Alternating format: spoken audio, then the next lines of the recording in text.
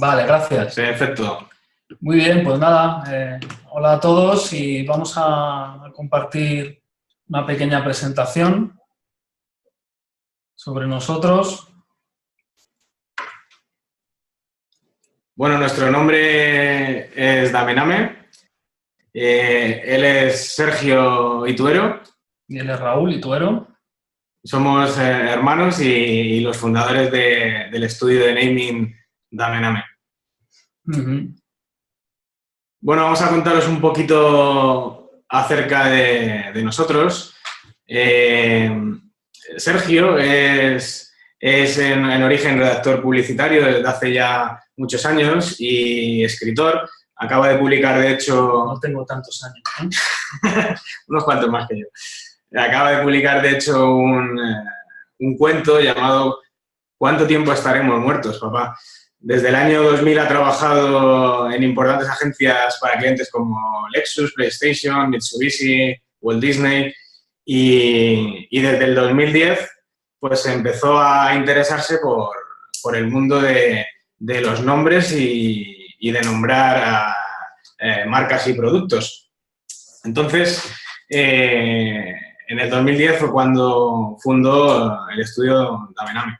Y fue cuando llamé a este señor, que es mi hermano Raúl, que viene de una rama diferente al tema del marketing, que es las ciencias ambientales, pero pues también es un apasionado del lenguaje, como yo, y le pareció interesante esto que le estaba comentando, esto de poner nombres a empresas y productos.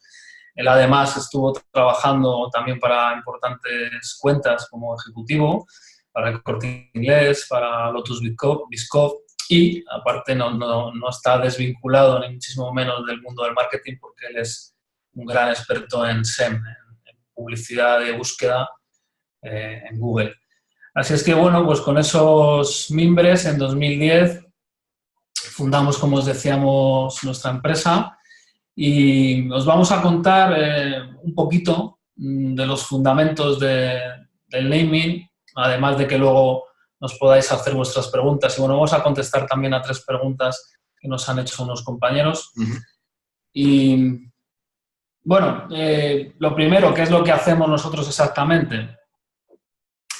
Ponemos nombres a empresas, ponemos nombres a productos, creamos eslogans, como veis, todo muy enfocado a la parte textual, a verbal identity, que dicen los anglosajones, y también la identidad corporativa.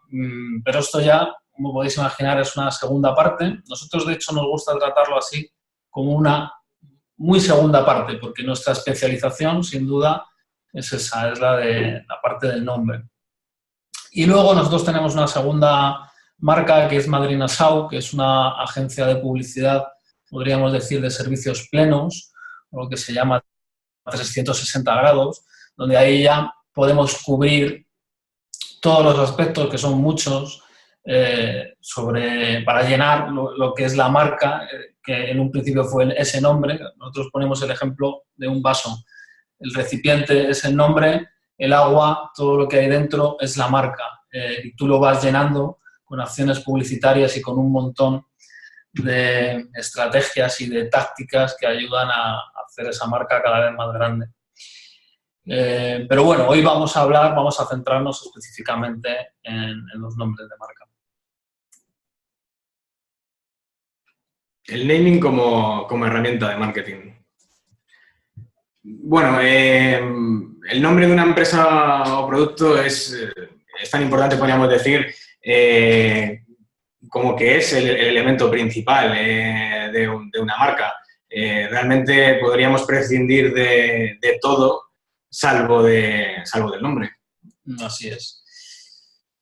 Y de hecho, pues tenemos por aquí un ejemplo de los pocos ejemplos que se han atrevido a eliminar su nombre de marca, como es el caso de Prince, del tristemente fallecido Prince, que en un momento de su carrera decidió que ya no quería llamarse Prince, sino que quería que le llamasen con un símbolo que inventó. Sí. Disculpad, no sé si estamos teniendo algún problema técnico. ¿Nos estáis escuchando la presentación que estamos haciendo?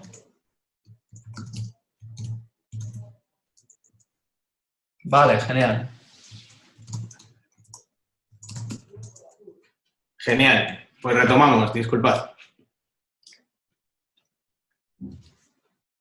Sí, os decía, os hemos dejado ahí con la intriga sobre Prince y su intento de que le llamasen con un símbolo y no con un nombre.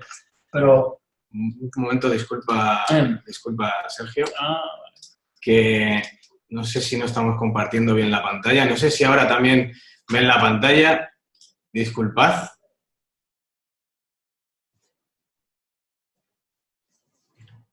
Vale, creo que ahora sí estamos compartiendo la pantalla. Disculpad que antes no la estábamos compartiendo.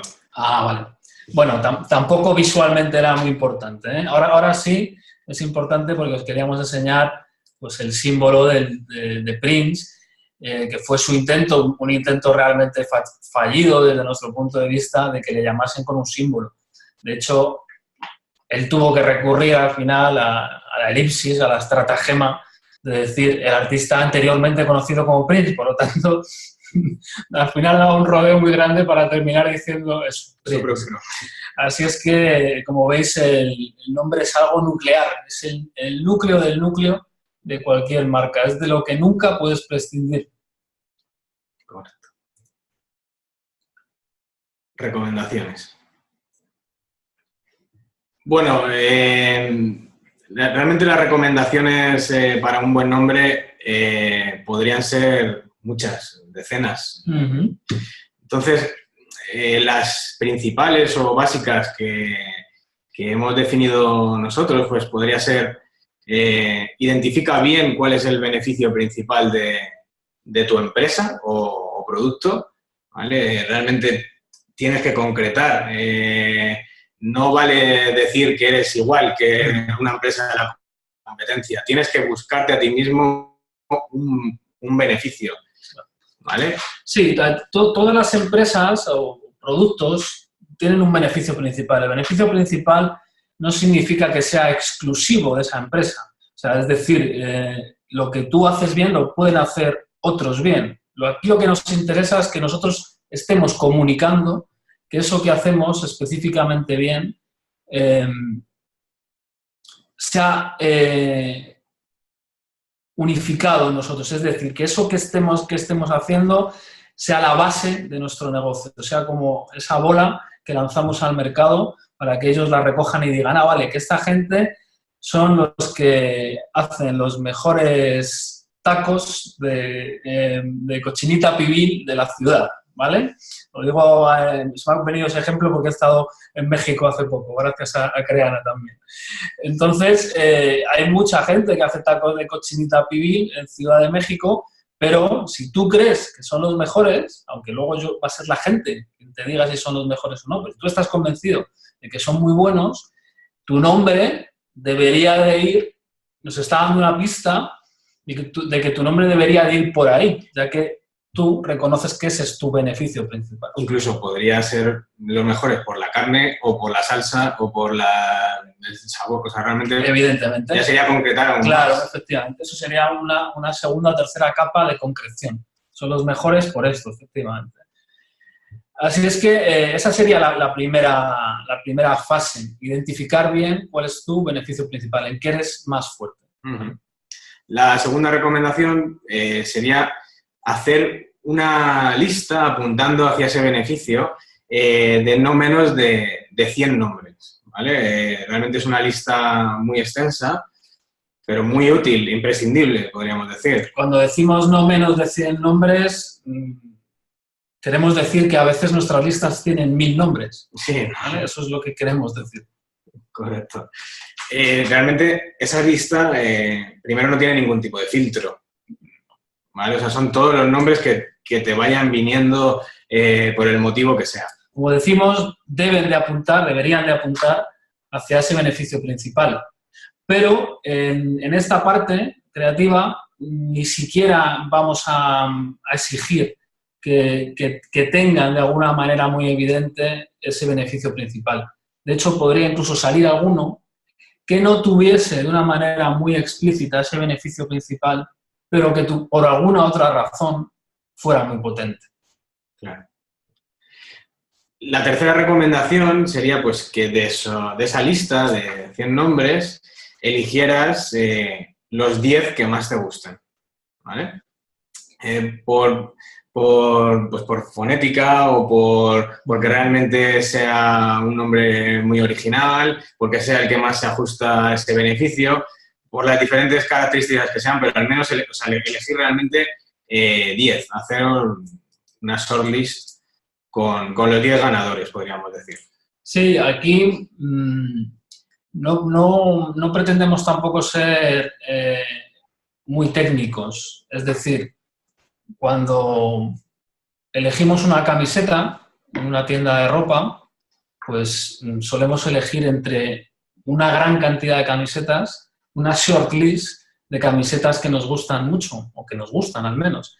Y de esas, pues elegimos una o dos porque no nos podemos llevar 10 o 12. Aquí te estamos pidiendo que hagas exactamente lo mismo. De esa lista de 100 va a haber 90 nombres que vas a descartar por una u otra razón. Y lo que te vamos a pedir es que te quedes con 10 que te gusten. ¿Por qué razón? Bueno, no vamos a entrar en eso. Tú ya sabes cuál es tu beneficio, ya sabes cuál es lo que quieres nombrar. Si has elegido esos 10 nombres, será por algo, ¿no? Claro. Y una cuarta recomendación sería pues, la comprobación, que es súper importante, que no haya empresas en el sector o en su clase de Niza, podríamos decir, que hay 45 clases de Niza, que no haya empresas en el sector con nombres similares y que los nombres pasen ese filtro. Realmente es muy importante porque nosotros recomendamos siempre que todo nombre que se proponga para crear una marca debe ser registrable, porque si no es registrable realmente no vas a poder lanzarlo al mercado, o si lo lanzas alguien te puede denunciar por mala praxis o porque realmente no tienes la marca en tu propiedad. Entonces, una vez que pase ese filtro, si incluso también tiene los dominios libres, en el caso de que sean importantes, el .com o el de cada país, pues nuestra recomendación es que se elija el nombre más evocador. Todo el trabajo anterior que hemos hecho, si no conseguimos registrar el nombre, no vale de nada. O sea, que si no llegamos a tenerlo en nuestra propiedad, para que nadie nos lo pueda robar, como dice Raúl, no hemos hecho nada.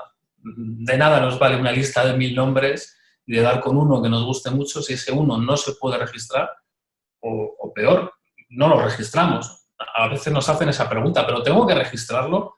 Claro que tienes que registrarlo si no quieres que mañana venga una marca. Para tener derechos sobre claro, efectivamente. Igual que tienes que tener las escrituras de una casa para poder decir esta casa es mía. Claro. Bueno, tenemos 3 preguntas de 3 de los participantes que estáis con nosotros hoy. Vamos con la primera de ellas, ¿vale? Tengo una empresa que existe hace varios años, pero para todo el mundo el nombre es confuso y difícil de recordar. Realmente es prácticamente impronunciable. ATSEVW. ATSE Virtual World. ¿Cómo implementar un cambio? Bueno, pues realmente nuestra recomendación en este caso particular pues sería incluso eliminar la parte primera del nombre, el ATSE, y quedarnos con Virtual World, por ejemplo, o incluso Virtual, pero cambiarle la V por una W, ¿vale? Realmente sería acortarlo mucho y, por supuesto, no utilizar pues esas siglas que realmente, como dicen los clientes, es muy difícil de pronunciar. Bueno, eso, la primera fase para solucionar un problema de naming es reconocerlo, ¿no? Como en el alcoholismo. Lo principal es reconocerlo y luego ya puedes empezar a trabajar sobre ello. Pues esto es lo mismo, ¿no? Entonces, el dueño de esta marca, que creo que nos estará viendo, reconoce que efectivamente su nombre es confuso y difícil de recordar y nosotros así lo confirmamos, así nos lo parece a nosotros también.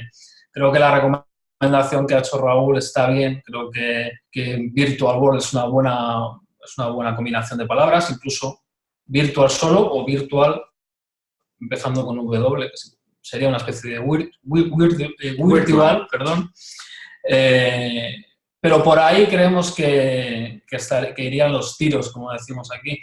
La parte de H es la que vemos que se descolgaría un poco si queremos facilitar este nombre. Vamos a la siguiente pregunta. Sí, tenemos una segunda pregunta muy interesante que nos dice: tengo un cliente al que le estoy creando la identidad visual y el nombre es lo único que no quiso renovar. Las iniciales corresponden a sus hijas, Fer, Lu, Am. ¿Cómo puedo hacer para que ese nombre, que no significa nada, signifique algo y aporte a la nueva identidad visual?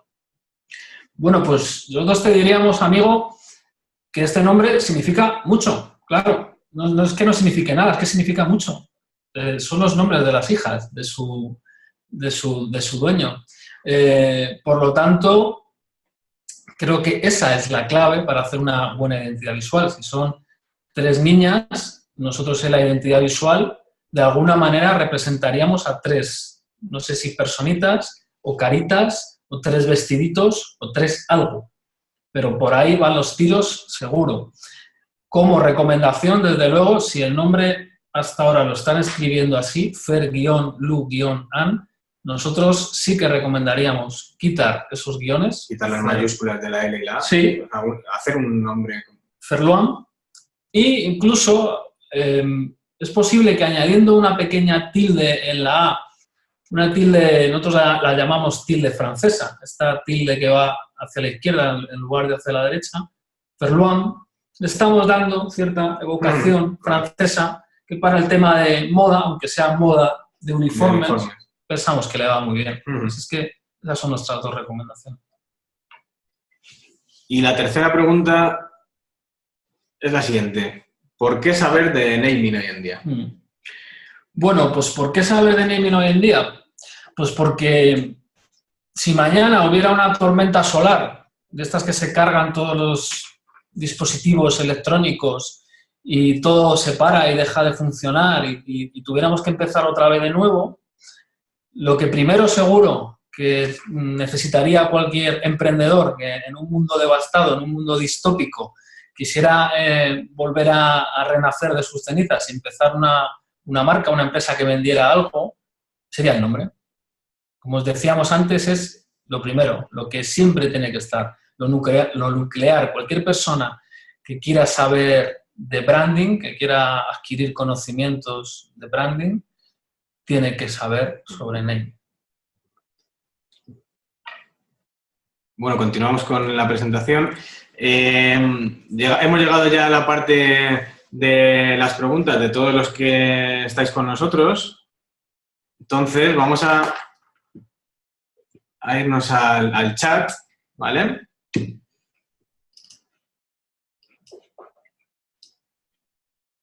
ver si conseguimos. Aquí estamos. Sí, os decíamos que estamos ya dispuestos a responder las preguntas que tengáis. Vale. A ver, que vamos, un momento que voy a revisar el chat al completo. Webinar.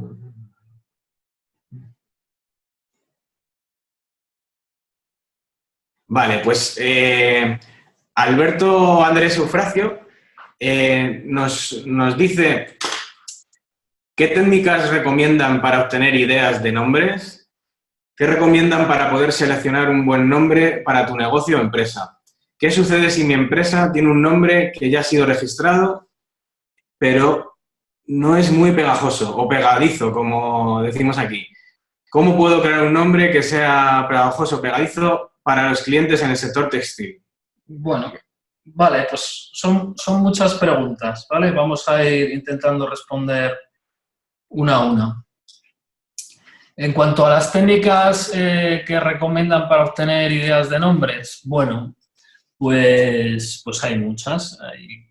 Yo diría que hay incluso infinitas técnicas para crear nombres.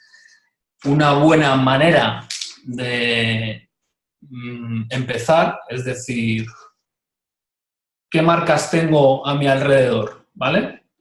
Por ejemplo, tenemos un ordenador Apple, ¿no?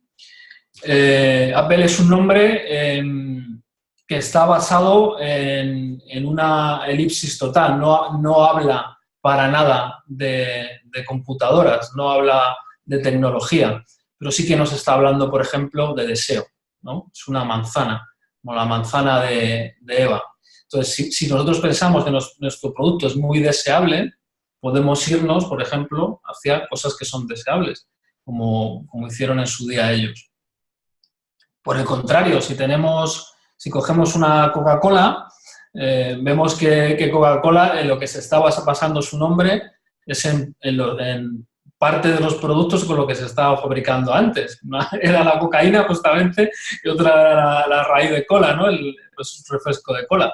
Está, de alguna manera, identificando lo que tiene dentro, lo que tenía dentro. Y así puedes ir cogiendo con todas las marcas que veas a tu alrededor. Puedes ir diciendo, ¿qué han hecho estos?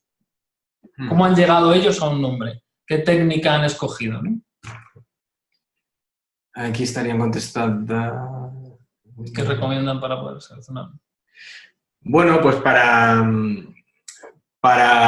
¿qué recomiendan para poder seleccionar un buen nombre para tu negocio? Pues bueno, las recomendaciones, pues que sea evocador, que tenga buena sonoridad, que sea registrable, que defina los principales atributos de tu empresa. Pues, nosotros decimos que esto es la carta a los Reyes Magos, ¿vale? Y a veces la carta a los Reyes Magos, igual que sucede con los niños, es muy larga. Nosotros dejamos esto en 2. Que no esté registrado y que sea evocador. Evocador es una palabra un poquito complicada de definir porque está basada en una intuición. Ahí es donde funciona la parte más intuitiva de nuestro cerebro. Hay nombres que provocan que segreguemos endorfinas porque están tocando esa parte de nuestra emoción que nos está diciendo, esto es apetecible, a esta empresa me apetece acercarme. Entonces, es muy difícil medir cuál es la evocación de un nombre, para eso tienes que tener cierta sensibilidad y observar mucho, fijarte muy bien en cuáles son las marcas que ves a tu alrededor, que triunfan, e intentar desvincular un poco que su triunfo esté relacionado con aspectos que no tienen que ver con el nombre, pero en la parte del nombre decirte, ¿realmente esta empresa, parte de su éxito tiene que ver con el nombre? Ocurren muchas. Tener esa capacidad de observación que es diaria, es salir a la calle y empezar a mirar, empezar a leer los letreros de los bares, las marcas de los coches, todo, porque todo tiene marca prácticamente. Y esto que comentas lo podemos unir a la siguiente pregunta de Enrique Nieto, que nos comenta que ¿qué base de conocimiento necesito para ser un buen especialista en naming? Bueno, pues la primera de todas yo creo que sería leer. Que te guste o seas un apasionado de la lectura, que te interese el mundo de las palabras, que vayas por la calle realmente observando las miles de marcas con las que estamos rodeados, de vehículos, en tiendas, en centros comerciales. Eso es como una primera base que es una toma de contacto. Luego, por supuesto, hay que formarse pues, en temas de lenguaje, de técnicas de creatividad.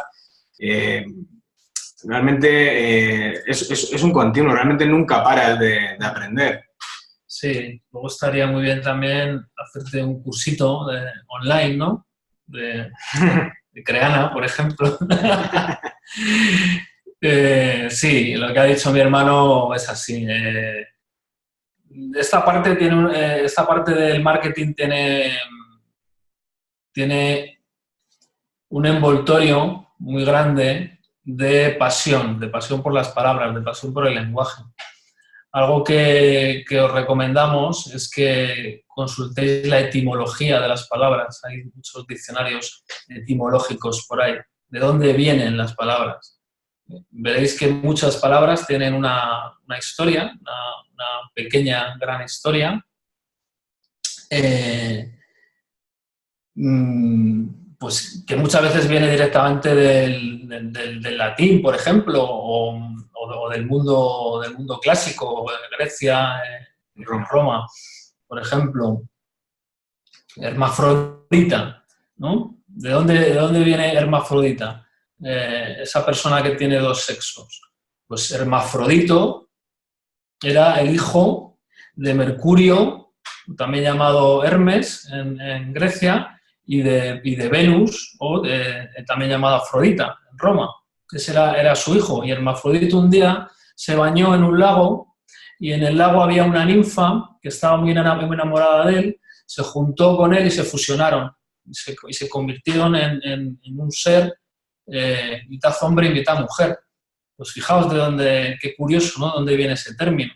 Pues ocurre con muchas palabras. Entonces, si tenéis la curiosidad de ver de dónde parten las palabras, automáticamente vuestro cerebro, como un cubo de Rubik, va a ir trabajando y se va a ir formando en eso de crear palabras, de construir palabras y de ver caminos para llegar a nombres que después serán marcas de provecho. Efectivamente. Bueno, continuamos con la pregunta de Alex Escalera. Para mi proyecto final de su curso, el nombre que ganó fue Otok o Otoch. Encontré otras empresas con el mismo nombre, pero de diferente giro empresarial. ¿Habría algún problema de confusión si registro ese nombre con el giro de preparación de alimentos? Realmente no tendría que haber ningún problema si no están registrados en la misma clase de NIZA. Tenemos un ejemplo muy claro, por ejemplo, con la marca Lotus. Lotus de marca como relojería, Lotus de vehículos y Lotus de galletas. Realmente hay tres marcas que están pues no están en el top 10 las tres, pero a lo mejor en el top 100 de marcas, y realmente no se tocan en la clase de NIZA.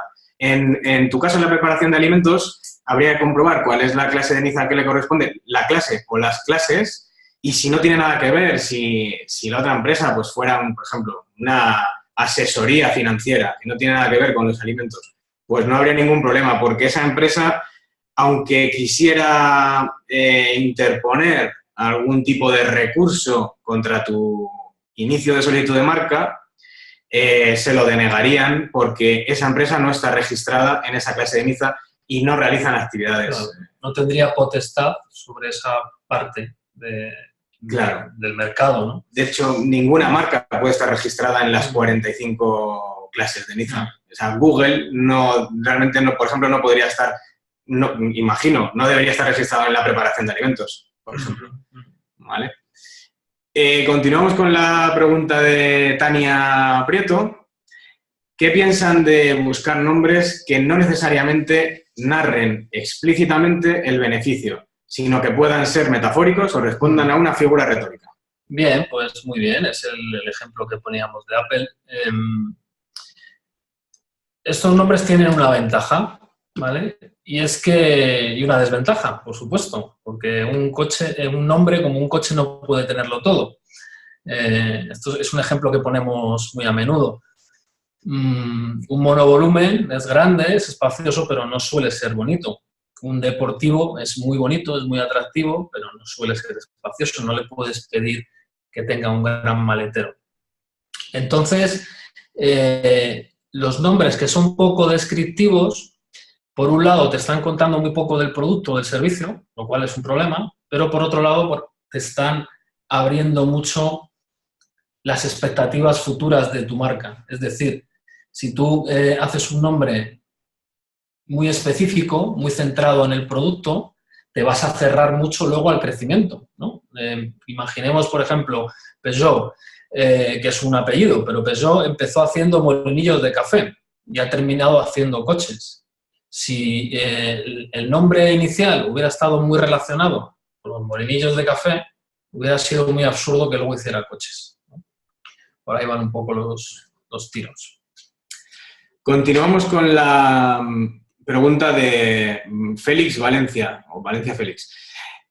¿Cómo crear un nombre de un nuevo producto cuya competencia tiene un nombre que prácticamente ya se ha convertido en el genérico de la categoría y, por tanto, está muy bien posicionado? Bueno, realmente podríamos incluso verlo como una ventaja. Claro, realmente, aunque ese nombre ya esté muy bien posicionado y sea que defina el propio producto, siempre va a haber otros muchos caminos o posibilidades disruptivas, ¿no? Aparte, es que realmente esto que aparentemente parece una ventaja, a veces no lo es. Que una marca se convierta en un genérico no tiene por qué hacerle copar el mercado. Hay muchos casos. Por ejemplo. Kleenex es uno de los ejemplos. No sé ahora mismo, no lo sé, no tengo las cifras de ventas. No sé si Kleenex es la marca de pañuelos de papel más vendida del mundo. Lo que sí que sé es que hay miles de marcas de pañuelos de papel que están trabajando en el mercado y ganando dinero llamándose de otra manera. La gente en genérico les llama Kleenex, pero en este caso no es beneficioso para la marca el haberse convertido en un genérico. Es más, estoy convencido de que hay gente que no sabe que hay una marca de pañuelos de papel que se llama Kleenex, que fue la primera, efectivamente. Y que además tiene una historia muy interesante que os recomiendo que miréis. Y es que empezaron con el tema de los pañuelos Kleenex, lo que servían era para las máscaras de gas, para que hicieran de filtro en la Segunda Guerra Mundial. Y luego de ahí ya el producto pasó a ser, si no recuerdo mal, primero lo utilizaron como una especie de compresa femenina y luego terminó siendo un pañuelo de papel, el primer pañuelo de papel desechable, con una campaña publicitaria además magnífica, con un titular que decía "no guarde su resfriado en el bolsillo", haciendo referencia a los pañuelos de tela, ¿no? Que efectivamente te guardabas los microbios en el bolsillo, ¿no? Bueno, continuamos con una pregunta de... bueno, perdón, era el gracias de Alberto. Gracias a ti, Alberto. Una pregunta de Darío. ¿Ustedes recomiendan usar más de una palabra para el nombre de mi negocio? ¿Qué relación recomiendan tener del nombre con la ropa, por ejemplo? El giro del negocio que estoy por abrir es de venta de ropa. Bueno, realmente nosotros pensamos que no todos los nombres tienen por qué ser una sola palabra. Realmente, como antes decía Sergio, la carta de los Reyes Magos, la mayoría de las peticiones que nos dicen es que quieren que sea un nombre corto y que suene bien. Nosotros hemos nombrado decenas de empresas que tienen más de una palabra, 2, 3 palabras, y no hay ningún problema, ni vemos que sea un perjuicio para la marca. De hecho, te diría, Darío, que casi hasta aporta hoy en día un punto de exclusividad o de diferenciación, porque casi todo el mundo tiende justamente a los nombres cortos y a veces un nombre largo puede estar muy bien, puede ser eso que te haga sobresalir de tu competencia. Claro, en el caso de la ropa, por ejemplo, pues, no sé, Calvin Klein, por ejemplo, o sea, hay muchas marcas que tienen 2 nombres y no hay ningún problema, 2 palabras. Continuamos con la pregunta de Cristian Gómez. ¿Qué recomiendan más? ¿Un nombre que sea en español o inglés para una empresa de freelance en diseño web en Latinoamérica? Uno que suena mejor en inglés, pero me gustaría saber sus opiniones profesionales, los pros y los contras. Bueno, realmente aquí también influye el público objetivo al que te vayas a dirigir. Si tu público objetivo está pues muy habituado, ¿no?, a anglicismos o a tratar o a hablar en inglés, pues es ideal. ¿Por qué no? También generalmente términos que sean conocidos, ¿no?, de uso coloquial, pero en principio, pues perfectamente válido. Sí, yo te diría en este caso que es indiferente, incluso. Te diría que es indiferente que la empresa tenga un nombre en castellano o en inglés. Hace poco trabajamos con una productora de cine que trabaja mucho en Estados Unidos y nos decía que en Estados Unidos cada vez está más de moda el español, que querían un nombre en español porque les gusta pronunciar los nombres españoles. Entonces, es que nosotros somos muy defensores del español, nos encanta. Sí. Pensamos que tenemos una suerte tremenda de hablar este idioma. Entonces, hay nombres españoles o con sonoridad española, pues preciosos, ¿no? Y el inglés, pues también es verdad que es un idioma muy sonoro. En este caso, por la tipología de tu empresa, a mí me suena que es al 50%, que es indiferente. O incluso una mezcla, como hemos hecho en nuestro propio nombre de marca. Realmente, por ejemplo, nuestra marca es Dame Name. Nosotros no decimos Dame Name. De hecho, la acentuamos en la última A. Es una palabra inventada, pero lo que pretendemos con eso es que la gente que lo vaya a pronunciar diga Dame Name. ¿Por qué? Porque así tiene esa repetición de la sonoridad, ¿no? Y claro. Bueno, queda una última pregunta para ir finalizando el webinar de hoy. Nos dice Enrique Nieto, en el caso de que mi cliente tenga una marca con sus apellidos, ¿será buena opción proponer una estrategia de nombres? ¿Por dónde podríamos comenzar a abordar el proyecto? Es una pregunta, Enrique, demasiado genérica, porque depende mucho, entre otras cosas, de los propios apellidos. Acaba mi hermano de decir una marca que es Calvin Klein, que, bueno, pues tenemos perfectamente asumida a todos y nos suena muy bien y funciona muy bien. Y hay combinaciones de apellidos en cientos de polígonos industriales que no funcionan. A veces, como es nuestro caso, lo que hacemos es primar nuestro segundo apellido, que Ituero es nuestro segundo apellido, respecto al primero, que es Ramírez, que nosotros, bueno, nos dimos cuenta que Itueros había muy poquitas personas en el mundo y Ramírez muchas. Entonces dijimos, bueno, vamos a hacer este cambio, y es un cambio que nos ha venido bien, que nos ha funcionado. Porque introduces Ituero en Google y es muy probable que salgamos nosotros. Sin embargo, si introdujera Sergio Ramírez, que es realmente como me llamo, pues probablemente apareciera un escritor nicaragüense, si no recuerdo mal. Así es que, Enrique, que no te podemos contestar algo específico porque habría que ver qué apellidos son esos, claro. Y bueno, con esto daríamos por finalizado el webinar. Nada, a todos los asistentes, comentaros pues, que nos sigáis en nuestras redes, en Facebook, en Instagram. Arriba tenéis el enlace al curso por si queréis continuar formándoos en naming y en branding. Y nada, pues un saludo desde Madrid para todos los que nos estén viendo al otro lado del charco y encantados de haber estado con vosotros aquí por la tarde y a ustedes por la mañana. Eso es. Un saludo, hasta pronto.